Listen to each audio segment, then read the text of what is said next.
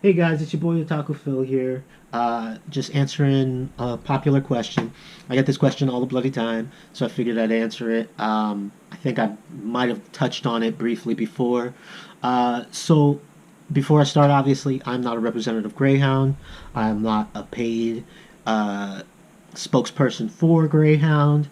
Um, all my videos are my opinions and are based on my time as a Greyhound driver and with the company, and are my experiences and are based off of my experience. They're not based off of hard numbers, hard facts.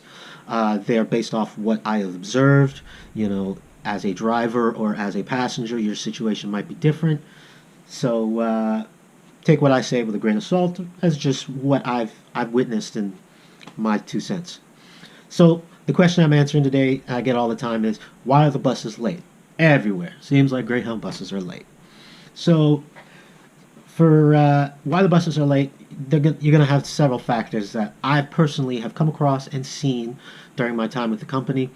Um, One I see most common is going to be equipment shortage. Even though there are tons of Greyhound buses out there, there's always maintenance, there's always issues, there's always going to be buses not in position, meaning, you have a lot of buses that may not be at the hub or may not be at your particular location and ready when you need to take it over. I've had plenty of times in which, uh, it may just be a slow turnaround. It may just be that they were ready for these schedules or schedule to go out at a certain time, and the connecting schedule was late, and so now they're servicing those buses, and that can take anywhere from half an hour, depending on what's going on. It could be even longer. But if you're in a big place like Los Angeles, I've often seen that there are a lot of drivers, but not enough buses uh, there at a time. I've had many times where there just wasn't enough buses, and plenty of times where I've seen tons of buses. But for the most part, those buses are out working. That's their job. Their job is to be out running, so the company wants them moving. You know. Um, the next common thing I've seen is connecting schedules. Even though you may be going from, let's say, Los Angeles to San Diego, that bus and the people that were on that bus, and even maybe even that driver, depending, may not be from originating from where you're originating from. Los Angeles is a big hub, and they have a lot of originating schedules, but there are people coming from other places. They may be coming from New York, they may be coming from Vegas, and they're connecting through. So I've had plenty of times, especially in places like Phoenix, in which I'm not so much originating a schedule, I'm taking over a schedule that's coming from very far away, and you may have 20, 30 people who are coming all the way from New York going to LA, you know, and I may be just picking up the tail end of that schedule, and between LA and Phoenix, a lot of things can happen. So that's in with that happening, because especially if they have a lot of people connecting through that schedule and very few people hopping onto that schedule, they'll want you to wait. But I've had plenty of times in which there were tons of people originating, in which they told me just go ahead and go, and they'll have another driver continue on that late schedule, or they'll put those people on a later scheduled bus. So connecting schedules can hold up a lot of times, and a lot of things happen on the road. You're gonna have accidents, weather. When I drove from Las Vegas to Denver, because of snowstorm, because of traffic, accidents, I was like 3 hours late, and that was just a very common occurrence, especially during winter, going through Colorado, heading towards Colorado. Another reason the buses are always late is going to be driver scheduling. You know, I've had plenty of times in which I was originally scheduled for a different run, and then out of nowhere, someone calls off. So I've had plenty of times in which I've come in and I've called and I've been like, hey, let me get this schedule, and they'd be like, hey, you got it. You know, maybe it was a prime schedule that I wanted, maybe it was a long run that I wanted, and it pays well, or maybe I just wanted to get that specific time and I wanted to give them the security of knowing that they don't have to call and wait for me. I know which schedule I'm going to do, and I'm going to be ready.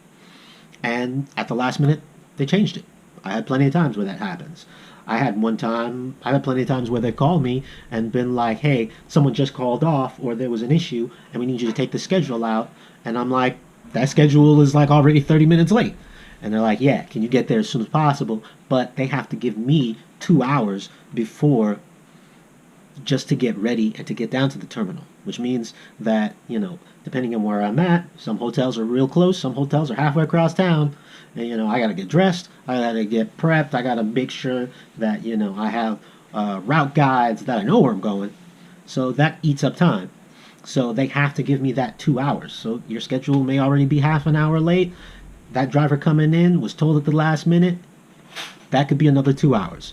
So that's a very common occurrence. And a lot of times, it's driver shortage.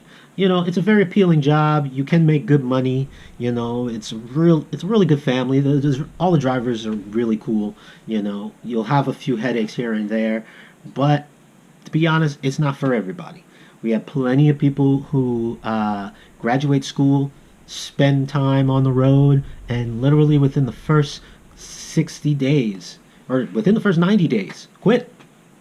They were real hyped about it, but because it's not it can be a miserable life. You can spend a lot of time on the road, a lot of time away from family, and people really just don't enjoy that, and they think they're ready for it, and they're not. So I've had plenty of times in which they've had me sit in places for days, actually days, and they were just like, we need you there because there's just nobody in this entire city that can take a run if we need it.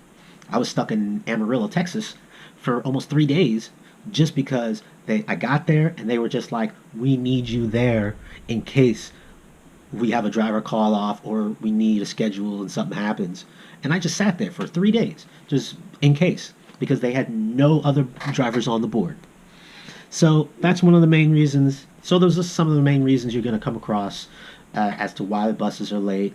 And honestly, as far as Greyhound goes, an hour late isn't really late. An hour late can always be made up.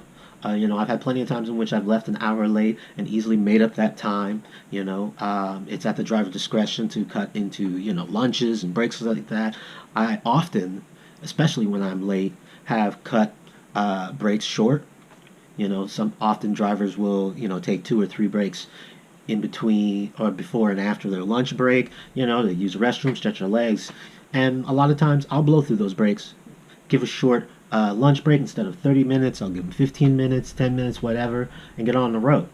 You can eat while sitting on the bus. I can eat while sitting on the bus. And, I've earned a high tolerance for my butt sitting in a seat.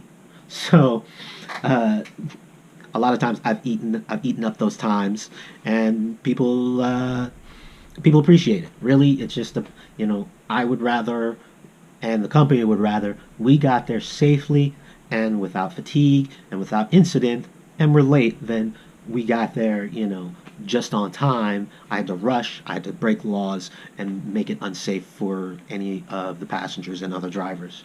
So that's why the buses are typically late. Again, these are all my views, and this is what I've come across. As far as drivers go, I'm sure they've hired more drivers. As far as equipment goes, the equipment is always changing. So if you guys have any more questions, go ahead and leave comments down. Watch some of my